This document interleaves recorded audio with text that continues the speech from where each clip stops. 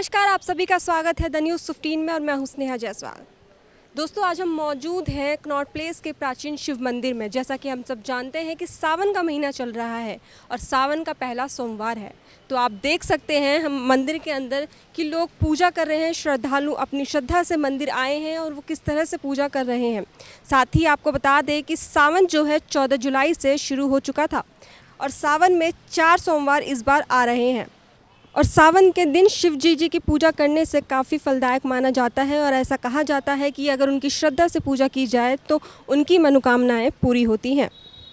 सावन यानी कि श्रावण महीने को भगवान भोलेनाथ की भक्ति का महीना माना गया है। भगवान शिव को समर्पित इस महीने में गंगा स्नान, भगवान शिव की आराधना की जाती है। सावन महीने में सोमवार के दिन व्रत रखने वाले भक्तों की मनोकामना पूरी होती है। इस महीने में सोमवार को भगवान शिव का जलाभिषेक और रुद्राभिषेक करने से सभी मनोकामनाएं शीघ्र पूरी होती हैं। तो आइए अंदर चलते हैं और जानते हैं पंडित जी से कि इस महीने का कितना महत्व है और साथ ही लोगों से बात भी करते हैं कि महीने का पहला सोमवार को वो किस तरह से सेलिब्रेट कर रहे हैं, साथ ही इस जो सोमवार है पहला, इसको कितना महत्व देते हैं। तो पंडित जी, हमें ये बताइए कि सावन का क्या महत्व होता है हिंदू धर्म के लिए।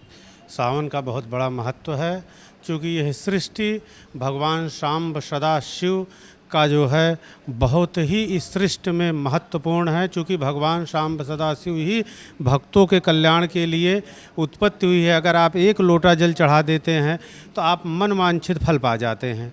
भगवान शाम्ब सदाशिव की बहुत बड़ी महिमा है इस कलयुग में।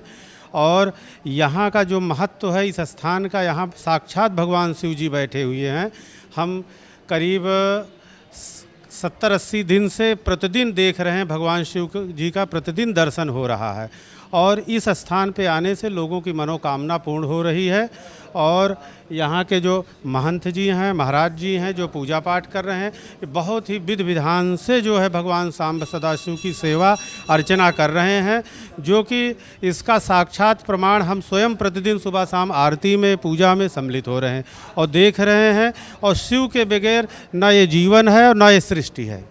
सर, एक सवाल मेरा ये है कि जैसे अभी आपने दूध चढ़ाया शिवलिंग पे, तो बहुत से लोग सवाल उठाते हैं कि वो दूध शिवलिंग पे ना चढ़ा के बल्कि बाहर जो बैठे भिखारी होते हैं, लोग होते हैं, उनको दे दीजिए। तो इसके पीछे का महत्व उन्हें बताइए ताकि लोगों को पता चले और वो इस बात से सहमत हो। देखिए, ऐसा है कि जो यह व्यक्ति कहता है कि दूध नहीं चढ़ाना चाहिए, उससे ये पूछना चाहिए कि क्या आप भोजन करते हो। यद्यपि आप भोजन छोड़ दो तो हम शिव जी को दूध चढ़ाना छोड़ देंगे। आप अन्न नहीं पियो, जल नहीं लो, तब फिर उसके बाद हम शिव जी को छोड़ सकते हैं कि ठीक है हम भी नहीं चढ़ाएंगे। ये तो भगवान शिव साक्षात स्वयं बैठे हैं और जब घर में कोई अतिथि आता है तो उस अतिथि का सेवा सत्कार करना हमारा परम कर्तव्य है। उसको जल देना, भोजन कराना, प्रसाद देना, ये सब हमारा परम धर्म है। और इससे जो है जो भी व्यक्ति ये सनातन संस्कृति के का जो है दूषित प्रचार कर रहा है कि भगवान शिव जी को दूध नहीं चढ़ाना चाहिए, जल नहीं चढ़ाना चाहिए, ये गलत कर रहा है। ये हमारी संस्कृति के साथ खिलवाड़ कर रहे हैं लोग और ऐसा नहीं होना चाहिए। क्योंकि धर्म धारण करने से ही यह सृष्टि की उत्पत्ति होती है और धर्म से ही यह सृष्टि चलती है। आज अगर हम ये सोच लें कि हम अपने घर में माता पिता की सेवा ना करें या जो है अपने आतिथ्य की सेवा न करें, ये तो गलत बात है। ये ऐसा जो है सोचना भी महापाप है। तो भगवान शाम्ब सदाशिव में जल, दूध, शहद, घी, चीनी आदि से जो है अभिषेक किया जाता है। अभिषेक करने के पश्चात फिर उसका प्रसाद जो है जितने भी लोग रहें उन सबको प्रसाद दिया जाता है। तो इनकी पूजा करने से अनंत फल की प्राप्ति होती है। माने ये नहीं, अनत्र देवी देवताओं की अपेक्षा अगर भगवान शिव इतने निर्मल हैं कि अगर एक लोटा जल भी चढ़ा दे रहे हैं तो आपकी मनोकामना पूर्ण हो जा रही है। अब बाकी देवी देवताओं को कुछ भी कीजिए, कैसे भी कीजिए, वो प्रसन्न होने में समय लेंगे, लेकिन शाम्ब सदाशिव तनिक भी समय नहीं लेंगे जी। इसीलिए भोलेनाथ कहा जाता है। जैसा कि आपने देखा और सुना कि पंडित जी ने हमें सावन का महत्व बताया और साथ ही ये भी बताया कि दूध चढ़ाने के पीछे का राज क्या है। तो आइए और बाकी श्रद्धालुओं से बात करते हैं। तो इस वक्त हमारे साथ मौजूद हैं मंदिर में आए श्रद्धालु, उनसे बात करते हैं। आइए। Hello ma'am. हेलो। मैम ये बताइए कि जैसे सावन का आज पहला सोमवार है, तो इससे लोग काफ़ी एक्साइटेड रहते हैं कि सावन का सोमवार इतनी खुशी से मनाते हैं और ये हिंदू धर्म के लिए बहुत महत्वपूर्ण माना जाता है। तो आप इसको कैसे लेती हैं?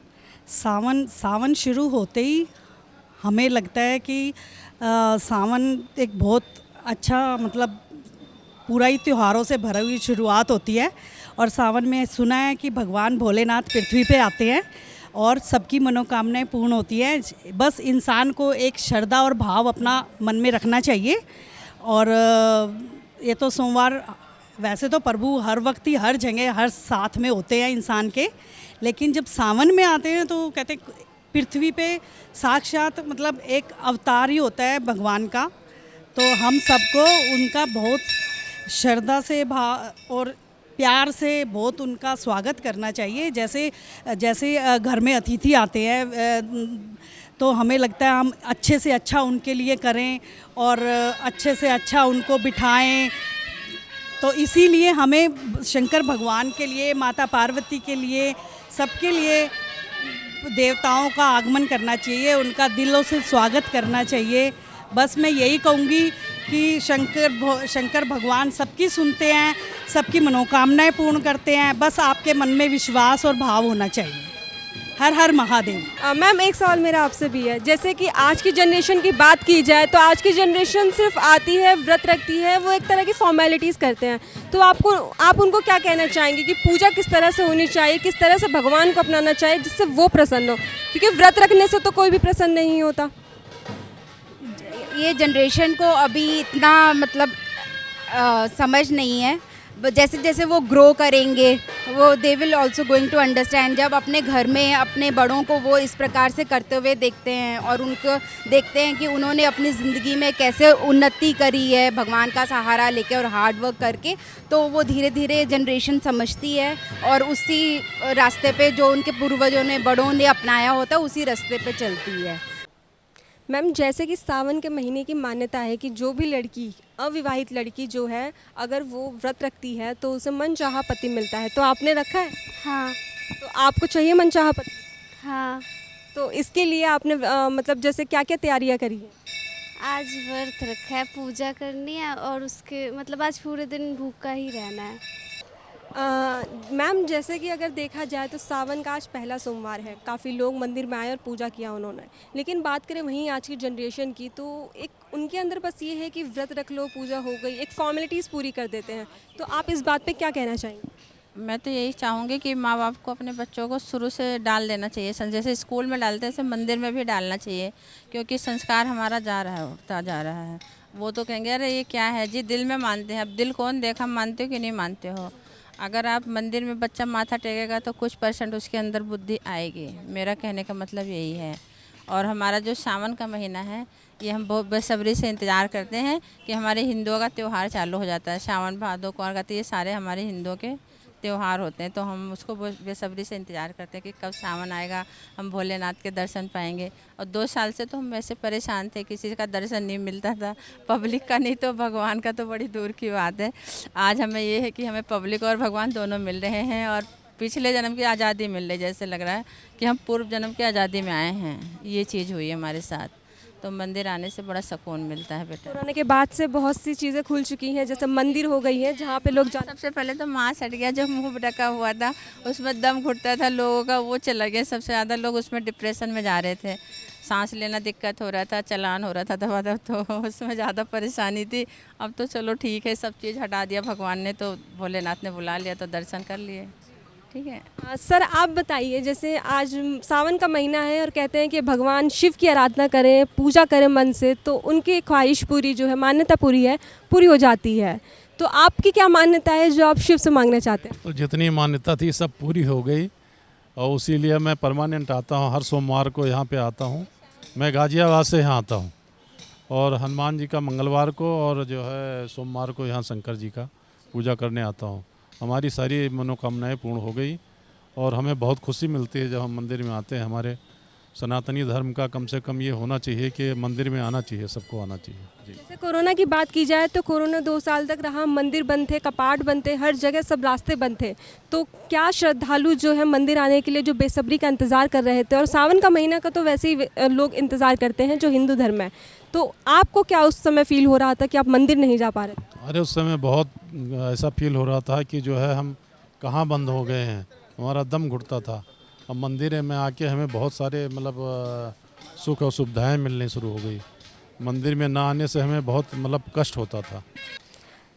पूरे 2 साल बाद अगर बात की जाए तो अच्छे तरीके से सारे मंदिर खुल चुके हैं और सावन का महीना चल चुका है, तो ऐसे कोरोना के बाद क्या क्या इंतज़ाम है मंदिर में जिससे कोई भी संक्रमित ना हो? प्रयास तो यही किया जा रहा है कि कम से कम भीड़ मतलब जो है भीड़ मंदिर के अंदर कम से कम लोगों को जाने दिया जाए, उसमें इकट्ठे ना आएँ, और जब अगर भीड़ ज़्यादा होती है तो उनको बाहर रोकने के लिए है, और साथ में सैनिटाइज़र के लिए रखा हुआ है कि लोग अपना सैनिटाइज़र करके जाएं। वैसे लोग वैसे आप पिछले 2 सालों से वैसे बहुत ज़्यादा समझदार हो गए हैं, भीड़ भाड़ को देखते हुए लोग वैसे ही पहले रुक जाते हैं, और कुछ लोग हैं जो नहीं मानते, बाकी अधिकतर लोग जो हैं उसको फॉलो करते हैं नियमों को।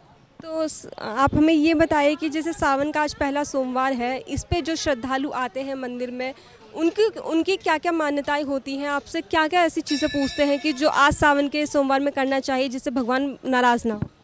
उनका एक ही उद्देश्य होता है कि आज व्रत है तो व्रत को किस प्रकार से करना चाहिए, क्या इसका विधान है। कई लोग जो हैं पूछते हैं कि हम क्या खा सकते हैं, जैसे व्रत में क्या क्या खाना चाहिए, क्या नहीं खाना चाहिए।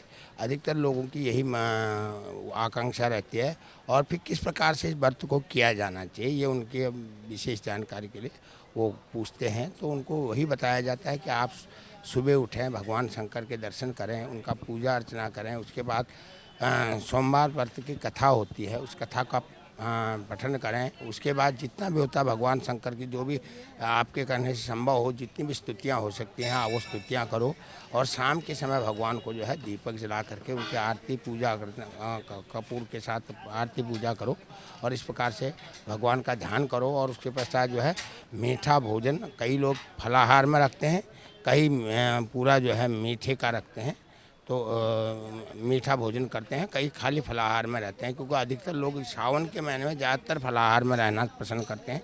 तो इस प्रकार से पूजा की जाती है भगवान की।